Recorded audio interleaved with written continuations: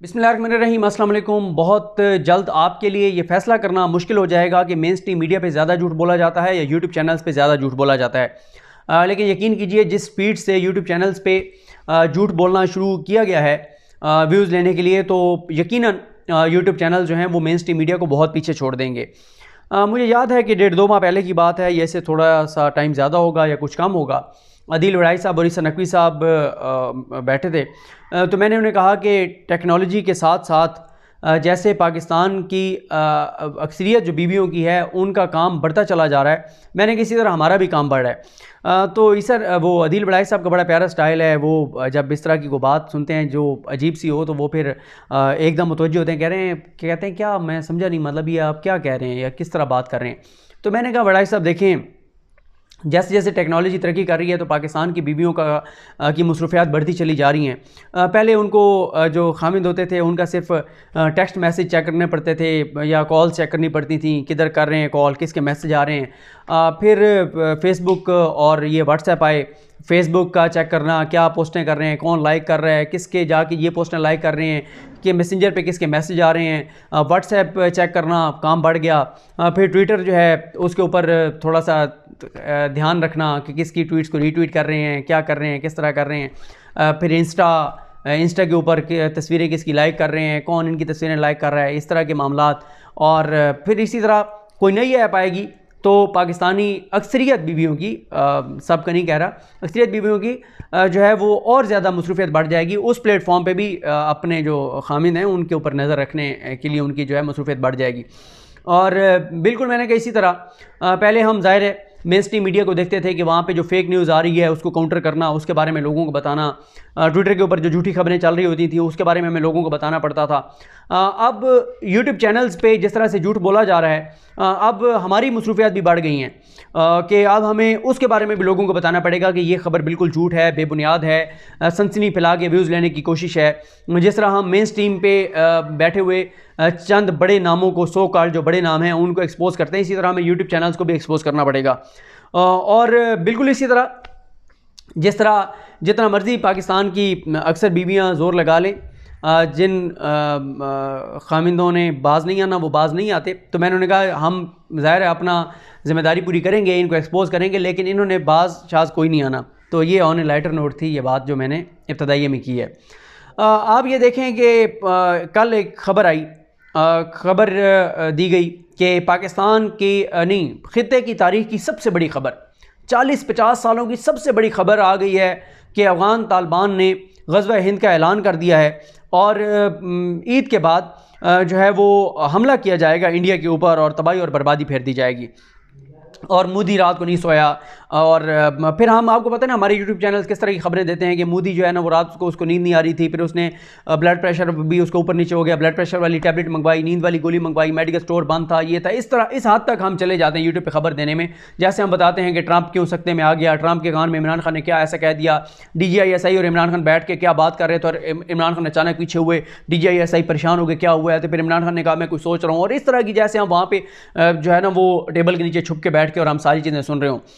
तो इसीलिए मैंने आपको पिछली भी एक वीडियो में बताया था कि बहुत निसार साहब ने भी जिस तरह वीडियो की 90 करोड़ की करप्शन वाली, ये क्योंकि ये यूट्यूब वाला भी बड़ा गलत एक वो हुआ है कि जो लोग अब इसको इन्फॉर्मेशन देने से ज़्यादा इसको जो सोर्स ऑफ इनकम बनाया गया है और उससे पैसा कमाने के लिए फिर आपको व्यूज़ चाहिए होते हैं और उसके लिए आप नहीं देखते कि आप क्या खबर दे रहे हैं।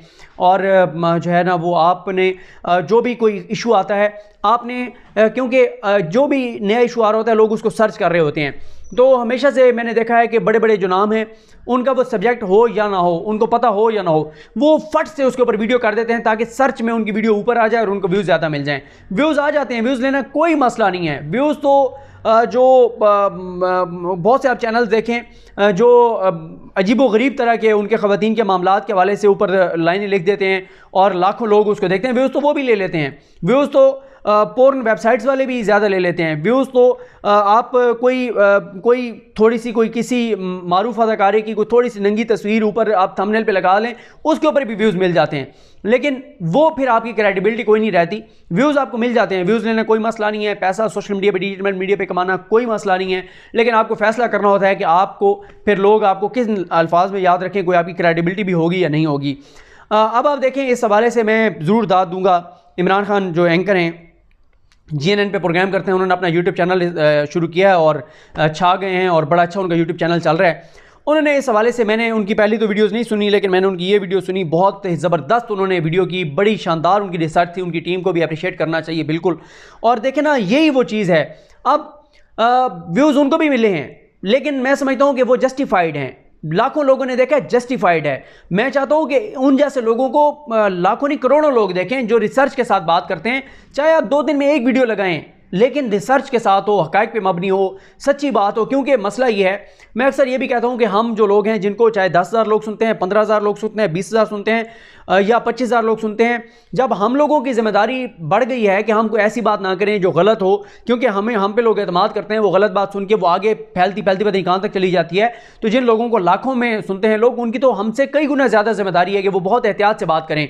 तो जैसे इमरान खान साहब ने जो बात की, मैं उससे आगे चलता हूँ। इमरान खान साहब की आप वीडियो जाके सुने, उन्होंने तो सारा बताया है कि किस तरह से इंडियन एक जो अखबार है, उनका एक मीडिया ग्रुप है, उसने अमरीकी हुकाम से सवाल किए कि आप बताएं कि इंडिया का क्या रोल होगा, ये जो अफगान अमन डील है, अफगान तालिबान से मुज़ाकरात हैं। तो उन्होंने कहा कि आप अगर अफगान तालिबान से डायरेक्ट बात करना चाहते हैं आप करें। तो उसके बाद इंडियन मीडिया ने अफगान तालिबान से रब्ता किया, तो उन्होंने कहा कि जी इंडिया का तो रोल बड़ा नेगेटिव रहा है अफगानिस्तान के अंदर।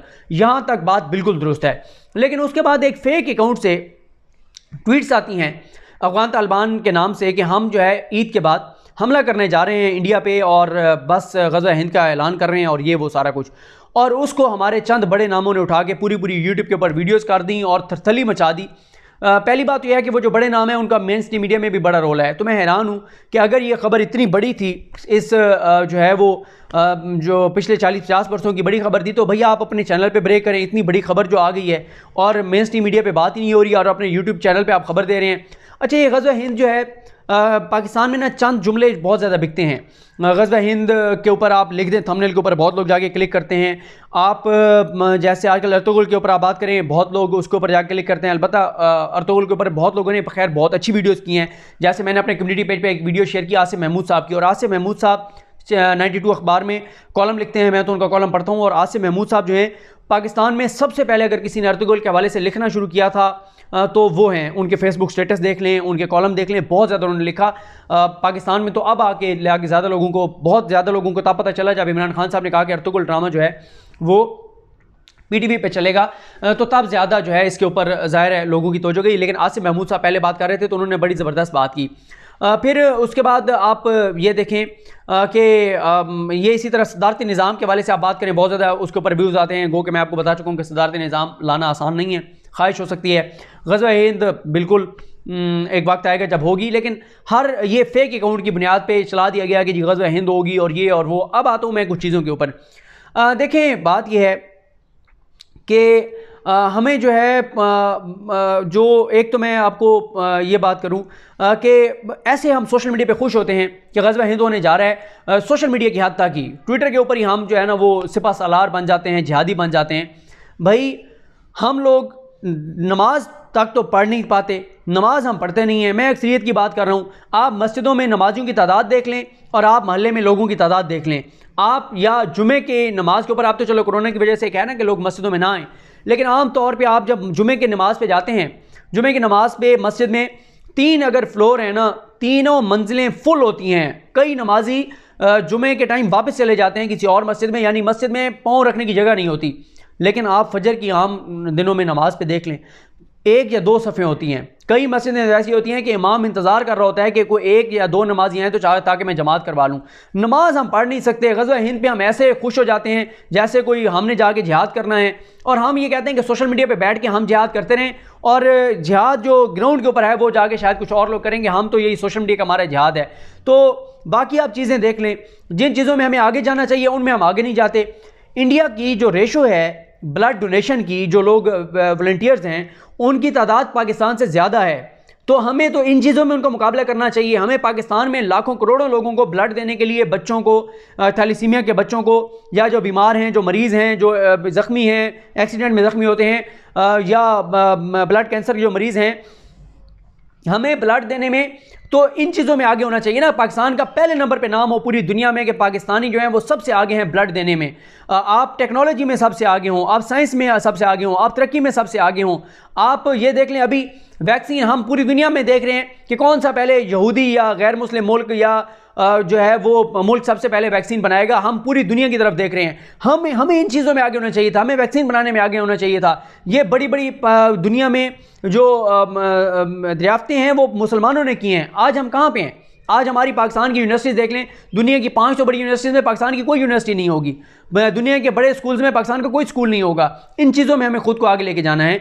आप अभी देख लें कि वेंटिलेटर, अच्छा हम इस बात पे खुश हो रहे हैं कि चाइना जो वैक्सीन बना रहा है वो पाकिस्तान में टेस्ट होगी, इस बात पे हम खुश हो रहे हैं। ये हमारे लिए बड़ा है कि हमारे लोगों पे वो टेस्ट होगी, इस पे हमें खुशी है। तो हमें इन चीज़ों में, टेक्नोलॉजी में, तालीम में, तरक्की में, दरियाफ्तों में, साइंस में, इन चीज़ों में, टेक्नोलॉजी में आगे जाना होगा। आप वेंटिलेटर्स देख लें, हम पूरी दुनिया से खरीद रहे हैं, अब हम बनाना शुरू हुए हैं, मास्क अब हम बनाना शुरू हुए हैं। तो हमें इन चीज़ों में दुनिया का मुकाबला करना है, इन चीज़ों में नहीं कि जिन चीज़ों के ऊपर हम जो है वो खुश होते रहते हैं। अब कुछ चीज़ें समझ लें। मैंने इससे नकवी साहब से बड़ी डिटेल से बात की, उनकी बड़ी ग्रिप है इंटरनेशनल अफेयर्स के ऊपर, उनसे मैंने बात की। देखें, आलमी का पहली बात यह है कि अगर अफगान तालिबान ने ये करना भी होगा तो वो अनाउंस करके नहीं करेंगे कि वो ऐलान करके कहें कि हम ईद के बाद जा रहे हैं। उन्होंने अगर जाना भी होगा तो वो मेन जो रास्ता है वो पाकिस्तान का रास्ता है। पाकिस्तान के रास्ते से वो दाखिल होंगे इंडिया में। इंडिया का पाकिस्तान के साथ जो बॉर्डर है वहाँ पे लाखों इंडिया की तरफ फौजी उनके मौजूद हैं। कैसे कोई दाखिल हो सकता है? और पाकिस्तान बार बार ये कह रहा है, पाकिस्तानी प्राइम मिनिस्टर इमरान खान साहब ने, DGISPR उस वक्त आसिफ गफूर साहब ने ये कहा था कि अगर पाकिस्तान से कोई कश्मीर की तरफ दाखिल होने की कोशिश करेगा तो वो कश्मीर के साथ दुश्मनी करेगा, वो पाकिस्तान के साथ दुश्मनी करेगा, वो कश्मीर का कॉज के साथ दुश्मनी करेगा। देखें, आप कुछ बातों को समझें। ये हमारी ख्वाहिश तो हो सकती है कि हमारे यहाँ से लोग जाएं, मुजाहिदीन जाएं, कश्मीर में जाकर लड़ें, लेकिन ये हकीकत नहीं है। इस पर हम नहीं कर सकते। उसकी क्या वजूहात हैं? आलमी कवानीन के मुताबिक लाइन ऑफ कंट्रोल से कोई बंदा उसको पार नहीं कर सकता। हमारा कोई बंदा उधर दाखिल नहीं हो सकता। अगर हमारा कोई बंदा वहाँ पे दाखिल होगा, इंडिया उसको पकड़ के पूरी दुनिया को दिखाएगा कि हम पहले कहते थे कि पाकिस्तान वहाँ से दाखिल होकर दहशतगर्दी करता है इंडिया के अंदर, कश्मीर के अंदर। हमारा कमज़ोर होगा केस, इंडिया कश्मीर का केस कमज़ोर होगा। हमारा तो केस ही ये है कि कश्मीर की जंग जो है वो कश्मीरी लड़ रहे हैं, जिनके वालिदैन को शहीद कर दिया गया है, जिनकी नस्लों के ऊपर जुल्म किए गए हैं। हर घर में एक कहानी है। कल मैं मिला आबिद नदलीब साहब से, बड़ी तफसील से उनके साथ बात हो रही थी। उन्होंने ये बात बताई कि हर घर में एक कहानी है। किसी घर में कोई शहीद है, किसी में कोई माजूर है, किसी में कोई ज़ख्मी है, किसी के कोई उनकी इज़्ज़तें लूटी गई हैं, किसी के साथ कुछ ज्यादती की गई है, किसी के साथ कोई जुल्म किया गया है। और वो कश्मीरी जो हैं, इमरान खान साहब अक्सर ये कहते हैं कि जब कश्मीरियों को मौका मिलेगा वो निकलेंगे, भारतीय फ़ौज पे हमले करेंगे और इनको जहन्नुम हासिल करेंगे। और वही होता है, जब उनको मौका मिलता है वो निकलते हैं, लड़ते हैं, तो वो लड़ेंगे। हम सफारती महाज पे उनकी मदद कर सकते हैं। और मसला क्या है, पाकिस्तान में पिछले 10 वर्षों में क्या हुआ है? कश्मीर कॉज के ऊपर चेयरमैन कश्मीर कमेटी कौन थे? फजल रहमान साहब थे। पाकिस्तान में कश्मीर के लिए या फॉरेन अफेयर्स के लिए पाकिस्तान की संजीदगी देखें कि हमारा नवाज शरीफ साहब दौर में वज़ीर ख़ारजा कोई नहीं रहा। नवाज शरीफ साहब फॉरेन ऑफिस की तर्जमान, जो साबिक तर्जमान है, ईसा नकवी साहब को इंटरव्यू दिया तो उन्होंने बताया था कि नवाज शरीफ ये कहते थे कि कुलभूषण का आपने नाम नहीं लेना, आपने इंडिया के खिलाफ बात नहीं करनी। ये हालत थी नवाज शरीफ की। मोदी को उन्होंने घर बुला लिया था, जिंदाल से वो मिलते थे, फौज के खिलाफ वो बातें करते थे, भारत को कहते थे कि आप फौज के बारे में, हमारी फौज के बारे में जो कहते हैं वो ठीक है। वहाँ जाते थे, हुर्रियत रहनुमाओं से नहीं मिलते थे। ये सारा नवाज शरीफ साहब का घिनौना किरदार रहा है। और हालत हमारी ये है कि FATF की तलवार हमारे सर पर लटक रही है। IMF के हाथों हम यरगमाल बने हुए हैं। पिछली हुकूमतों ने 30,000 अरब कर्जा लिया। उन कर्ज़ों को चुकाने के लिए, सूद अदा करने के लिए हमने इतने ज़्यादा कर्जे लिए हैं कि 35-40 हज़ार अरब हम पे कर्जे हैं। पूरी दुनिया के हम मोहताज हुए हैं। तो जिस मुल्क की ये हालत हो, कैसे वो सफारती तौर पे अपने कश्मीरी भाइयों के लिए कोई अच्छा किरदार अदा कर सकता है? ये तो अल्लाह का शुक्र है कि यहाँ पे प्राइम मिनिस्टर इमरान खान है, जिनकी दुनिया में चलो एक इज़्ज़त है, लोग उनको सीरियस लेते हैं, वो ट्वीट्स करते हैं, इंटरनेशनल मीडिया में खबरें आती हैं, और हम कोई कश्मीरियों के हवाले से बहुत हद तक इस मामले को इंटरनेशनलाइज कर चुके हैं। अब ये जो खबरें हैं, जैसे इमरान खान एंकर साहब ने कहा, ये वो 5 जनरेशन वार है, और ये इसी में जो है, इसी में 5th जनरेशन वार में हम ये बातें करके इंडिया को फ़ायदा दे रहे हैं। अब आप कहेंगे कि जी इंडियन मीडिया तो खुद कह रहा है कि तालिबान कह रहे हैं कि हम हमला करेंगे। इंडिया को ये चीज़ें सूट करती हैं, इंडिया तो ये प्रोपेगेट करेगा, इससे इंडिया का केस मजबूत होगा कि देखें जी पाकिस्तान और तालिबान मिलकर ये सारी कार्रवाइयाँ करते हैं, पाकिस्तान और अफगान तालिबान मिलकर हमें थ्रेट कर रहे हैं, इससे उनका केस मजबूत होगा, पाकिस्तान को नुकसान होगा, कश्मीर कॉज को नुकसान होगा। और जैसे मैंने आपको बताया कि ऐसी कोई बात है ही नहीं, अफगान तालिबान जा ही नहीं रहे, अभी तो अफगान तालिबान अपनी बका की जंग लड़ रहे हैं। तो ये इस तरह की हमाकतें जो हैं, ये सतही हरकतें जो हैं, घटिया हरकतें जो हैं, व्यूज़ लेने के लिए, पैसा कमाने के लिए, और फिर इतनी ढटाई और बेशर्मी है कि आप माफ़ी तक नहीं मांगते कि आपको जब पता चल गया कि ये फेक अकाउंट से, आप माफ़ी तो मांग लें। और दूसरी बात यह है कि इंडियन मीडिया जो है उसका इसी वजह से कि वो फेक न्यूज़ दे दे के इंटरनेशनल मीडिया अब उनके बारे में कहता है कि इनकी कोई क्रेडिबिलिटी नहीं है, और हम भी अगर यही काम करेंगे हमारे बारे में भी यही होगा।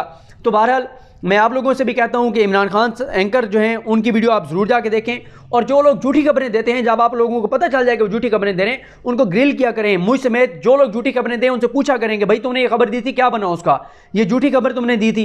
तो ये बड़ी एक घटिया हरकत है, व्यूज़ लेने के लिए सनसनी फैला के, झूठ बोल के ग़ज़ब हिंद हो रहा है और हमला हो रहा है। इससे पाकिस्तान को नुकसान होगा, कश्मीर कॉज को नुकसान होगा, कश्मीर को इससे कोई फ़ायदा नहीं होगा, इंडिया को इससे फ़ायदा होगा, हमारे दुश्मनों को फ़ायदा होगा। खुदारा अपनी आंखें खुले रखा करें, ऐसे जो सनसनी फैला के व्यूज़ लेना चाहते हैं उन लोगों को उनसे सवाल भी किया करें कि आपको व्यूज़ तो मिल गए हैं, ये बताएं कि ये आपकी खबर किस हद तक दुरुस्त है या गलत थी। और हमें भी चाहिए कि हमसे अगर कभी कोई गलती हो जाए, कोई खबर हमारी झूठी हो जाए, तो हमें उस पर माफ़ी मांग लेनी चाहिए। मुझे अपनी दुआ में याद रखें। अल्लाह करीम हम सब का हामी नासरो। अल्लाह हाफ़िज़।